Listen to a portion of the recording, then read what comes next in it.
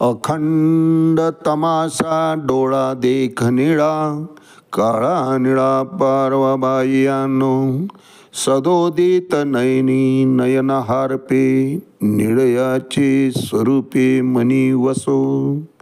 वेगळे नाही बा अनेक, माझे नेत्री देख शुद्ध ज्योती. ज्ञानोबाची वाणी पूर्ण रूप द्यावी, देहीची पहावी आत्मज्योती. माबुदी ज्ञानेश्वर महाराज की जय. एक तरी ओवी अनुभवावी या ज्ञानयज्ञात आपण श्रीमद भगवद्गीता अध्याय 7 ज्ञानविज्ञान योग यातला श्लोक क्रमांक 22 आणि माऊलींनी ज्ञानेश्वरी 7व्या अध्यायामध्ये 145 क्रमांकाच्या ओवीनं या श्लोकावर केलेलं भाष्य, याचं आज आपण चिंतन करणार आहोत. सतया श्रद्धया युक्तस्तस्य आराधनमीहते, लभते च ततः कामान मयि एव विहितान हितान. अर्थात भगवंत सांगतात की अशा श्रद्धेने युक्त होऊन तो विशिष्ट देवदेवतेची कृपा संपादन करण्याचा प्रयत्न करतो. त्या देवतांपासून या भौतिक सुखाच्या अपेक्षेनं विधिवत तो त्यांची पूजा करतो, अर्चा करतो, त्यांचा जप करतो आणि आपले इच्छित भोग प्राप्त करून घेत असतो.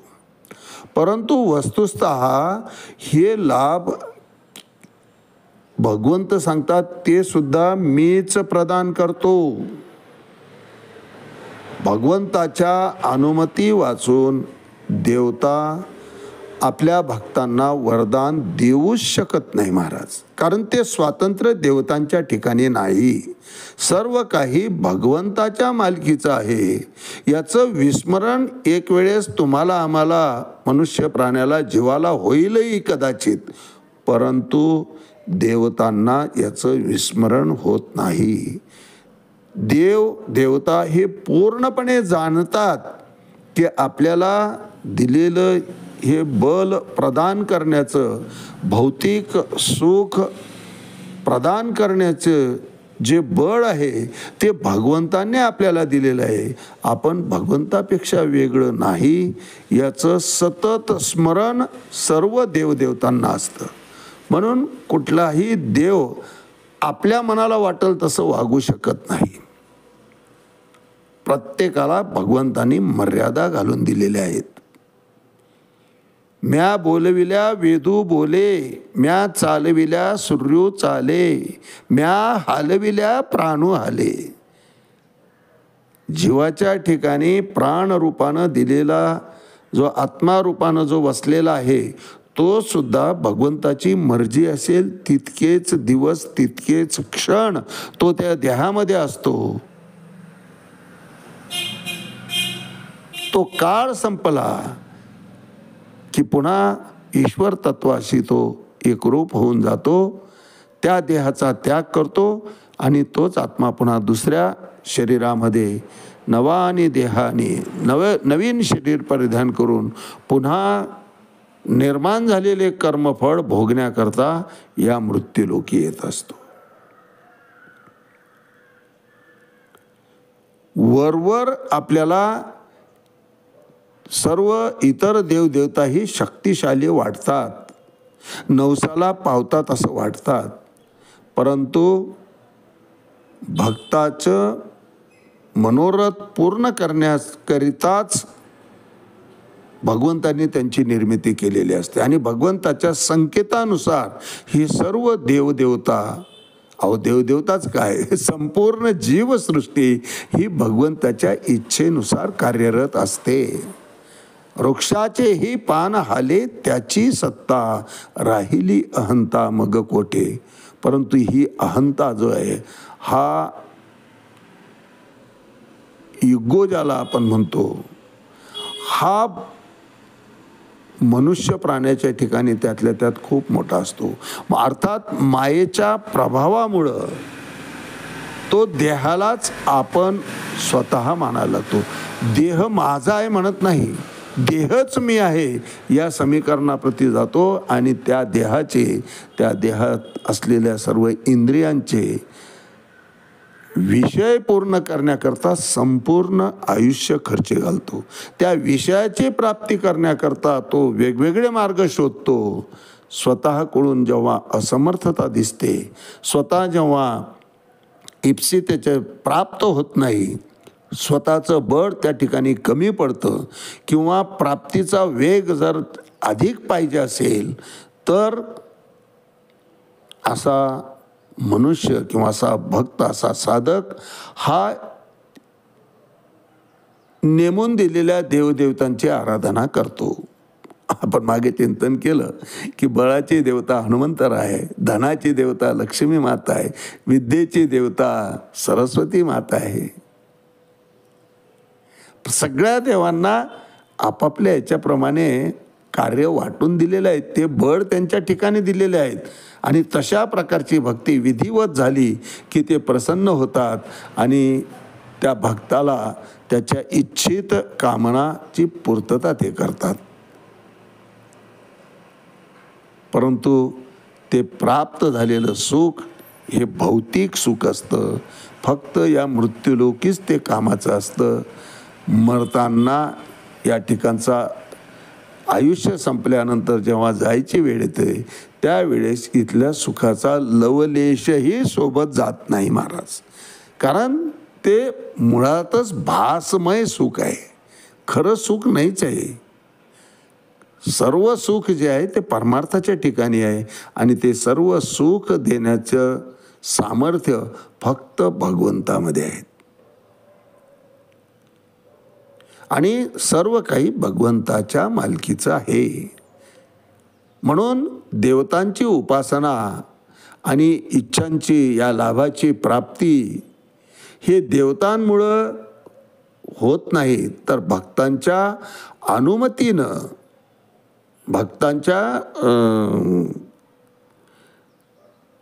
उपासनेनं आणि भगवंताच्या अनुमतीनं हे होत असतं महाराज. तशा प्रकारची भक्ती त्या देवदेवतांना संतुष्ट करण्या इतकंच समर्पण भाव अशा भक्ताच्या ठिकाणी निर्माण व्हावा लागतो.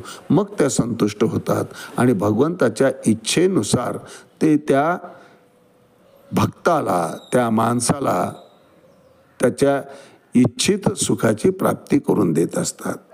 अल्पज्ञानी जीवाला याचं ज्ञान नसतं की हा देणारा संबंधित देवदेवता जरी असला तरी तो भगवंताचाच अंशांश आहे आणि भगवंताच्या संकेतानुसार तो प्रदान करतो आहे आणि तो जो काही देत आहे किंवा आपण जे काही मागतो आहे हे क्षणिक सुखाचं आहे, क्षणभंगूर आहे, याचा विचार न करता तो त्या सुखाची प्राप्ती करून घेतो, त्या भौतिक सुविधांची प्राप्ती करून घेतो आणि त्यातच रममान होऊन इतका चांगला मिळालेला नरदेह हा भोग विलास यामध्ये घालवतो महाराज. म्हणून तर तो अशाश्वत सुखाच्या मागे जात असतो. तिथं शाश्वत असं काहीच नसतं. आयुष्य संपलं, सुख संपले, इंद्रिय क्षीण झाले, प्राप्ती संपली, सुख संपले.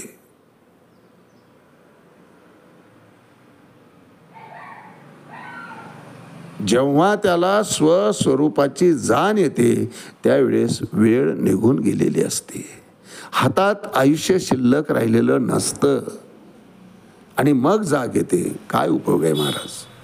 म्हणून भगवंत म्हणतात वेळीच सावध व्हा आणि माझ्या ठिकाणी शरण्या. अहम ही सर्व यज्ञानाम भोक्ता च प्रभुरेव न तुमाम अभिजानंती तत्वेन तश्चवंती. ते केवळ माझ्या स्वरूपाची त्यांना पूर्ण कल्पना आलेली नसते, म्हणून अशा चुकीच्या मार्गानं अशी माणसं जातात आणि आपलं अमूल्य असं प्राप्त झालेलं नरदेहाचं हे आयुष्य विषयांच्या ठिकाणी आसक्त होऊन खर्ची करत असतात. यावर भाष्य करताना माऊली 145 क्रमांकाच्या 7व्या अध्याय ज्ञानेश्वरी त्यातल्या 145 क्रमांकाच्या वेळीत म्हणतात, मग तिया श्रद्धायुक्त तिथीचे आराधन ते उचित, ते सिद्धीवरी समस्त वर्तो लागे. अर्थात अशा या अल्पबुद्धीच्या लोकांना मग त्यांना ज्या ज्या देवतेचं जे जे योग्य आराधन असेल त्या त्या देवतेची ते श्रद्धापूर्वक आराधना करतात आणि आपलं कार्य होईपर्यंत उपासना करतात. पण एकदा जर का प्राप्ती झाली, क्षणिक सुख आहे ते माहीत असताना सुद्धा ते प्राप्त झालं की त्या सुखामध्ये तो इतका रममान होतो की स्वस्वरूपाचा आणि भगवंत स्वरूपाचाही त्याला विसर पडतो. यथाविध पूजन केल्यानंतर त्या देवता प्रसन्न होऊन त्याला प्रदान करतात, त्याला देतात.